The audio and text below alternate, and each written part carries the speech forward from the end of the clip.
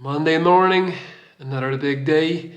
In a couple of hours, I have to drive up to the hospital in Leuven to go and talk to my new plastic surgeon. Obviously, this is a huge defining moment.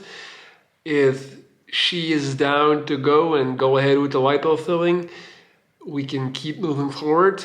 But if she says no, then I literally would be stuck and wouldn't know what to do anymore. So fingers crossed, it'll go well. I want to say thank you to every single person that commented on my last video. I have read every single comment, and you guys have no idea how much support you give me and how good and amazing it makes me feel to know I have this amazing community backing me up. So thank you to every single individual that has took the time out of their day to comment on my video. I really cannot express enough how much I appreciate that. So we're gonna stick to the regular routine. Anxious, nervous, so what do? We're gonna go to the gym, try and alleviate some stress, try to take my mind off of it, get through these next couple of hours, and after that, go talk to the surgeon and see what she has to say. I can't help but fixate on my chin all the time. If you look closely, you can actually see the plate pushing through right here. So the plate that's beneath it, which is made out of titanium, has a bluish glow. And if you look carefully, now I'm not sure that you guys will be able to see, you can see it kind of poking through. So this is my healthy tissue, obviously. This is my reconstructed tissue. And this zone right in between is scar tissue. But if you look closely, you see that this bluish underlying thing is starting to kind of glow through right here. And that is not good news. That is one of the main areas where the fat of the lipo filling would be inserted, to make this more thick again. And then obviously also right here in this crease between my chin and my jaw, you can actually see the metal starting to poke through as well. You should be able to see it right now. I'm hoping I'm focusing on it. But right here, you see the metal actually poking through the tissue. So what's happening right there is the skin, the tissue is just getting so incredibly thin that at some point it might breach, which would open the floodgates for an immediate infection. So hopefully we can get the go-ahead to get fat inserted here and here, make the whole appearance thicker, healthier, but way more important than better facial aesthetics, I am really rooting for the stem cells that are actually within the fat cells to have a great beneficial effect on the health, the flexibility, and the overall strength of my newly reconstructed tissue. So those stem cells would literally come in this area, which has been radiated by radiotherapy as well. So it's already weak and damaged by design. And I would just want them to come in like an army of elves, and just restore and rejuvenate that whole area. That is the theory, These are all things I'll be discussing with my plastic surgeon today. I never met her, so I have no idea what to expect, but I have a lot of questions. And my biggest fear is just her saying within 2 minutes, yeah, I don't think in your case we can really do much. That's also something my jaw surgeon said. He said, most surgeons are not going to be happy to see you coming because you are a troublesome patient in the sense that they don't want to fail. They don't want to fuck it up. So some surgeons might just rather turn it down and might send me to go see someone else because they don't want to be the one that messed up. Anyway, time to get it cracking, time to get it going. Let's do this. Good morning. Next day, Tuesday morning. Yesterday, I did not want to make a video talking about what had been said at the meeting with my new plastic surgeon. I was just too tired, too burned out, too many things in my mind, racing back and forth. And as it turns out, I'm really happy I didn't make a video yesterday because I just got a phone call from them with some additional information. So now I can just, give it to you, give you guys the whole package. So the meeting went really, really well. As you guys know, I was very displeased, to put it nicely, with my previous plastic surgeon. He fucked up. I'm not gonna get into details, but he really made a couple of huge mistakes that has had a really big impact on my rehabilitation. But this is not going to be a negative video. We're not going to talk about that.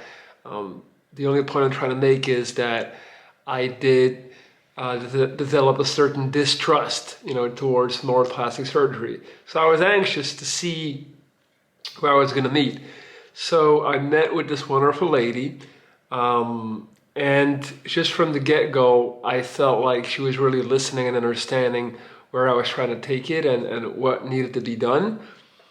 And she just called me like 5 minutes ago to give me an update. So what they told me is they are absolutely willing to go ahead with the lipo filling. They are absolutely convinced that they can make some great progress and definitely better my situation and improve my overall aesthetics and functionality by doing the lipo.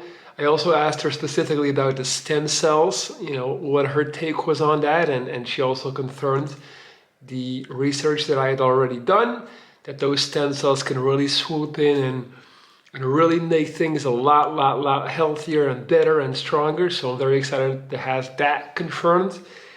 And as I said, she just called me and she just notified me that they'll actually be moving in separate steps.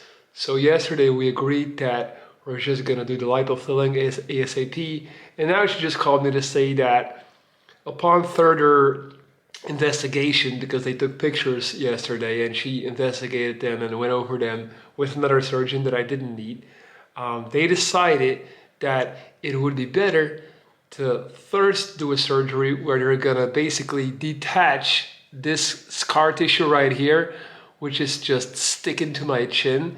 I also told her I'm really getting the feeling that there's no more tissue in between the scar tissue and the bone. It's just sticking against it like a rock. So there's no fat tissue left. There's no muscle tissue left. There's just nothing there.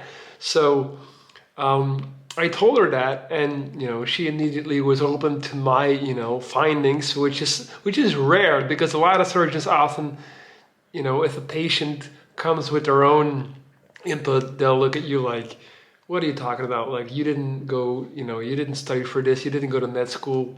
But obviously, having been in this situation for almost 10 years, I have definitely learned a lot about just, how all these things work.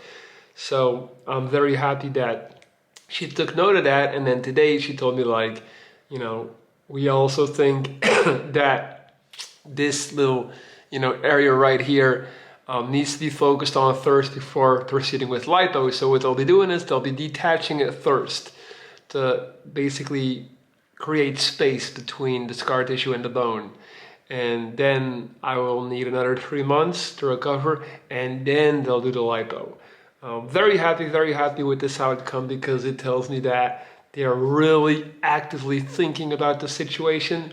Probably also because I voiced my displeasure about the other plastic surgeon that I had at that hospital, but he has left, so he's completely gone. He's literally working in a different country now, but like I told him, like I'm coming back here now because I know he's gone. And so I definitely created some urgency, and this is also something that I maybe want to, like a little pointer, a little tip that I've learned over my years of being a cancer patient and having a situation like this one on my face. The first couple of years when I got sick, I literally just believed every single thing my surgeons and doctors said, and I never independently thought about anything. I was just like, whatever you want to do, doc, like, you know, I'll follow suit. Because obviously, I think that's what most people do. Like, doctors know best. You know, we often tend to look at doctors and surgeons as if they're some type of gods who know it all, or they're magicians. So the truth of the matter is, they're just human beings like you and me. And it's really important that you constantly and consistently maintain a critical outlook on what they're doing. Not negative, not cynical, but just like really pay attention to the steps that they're taking in their train of thought. Because you can actually really benefit from that. And I found that in the last couple of years, I have made alterations and remarks in terms of the procedures that we were going to do that have vastly changed, you know, the outcome and in a positive way. So don't be afraid to speak up. Don't be afraid to give your own input when dealing with doctors. Don't just assume that they know everything better than you. At the end of the day, it is your body.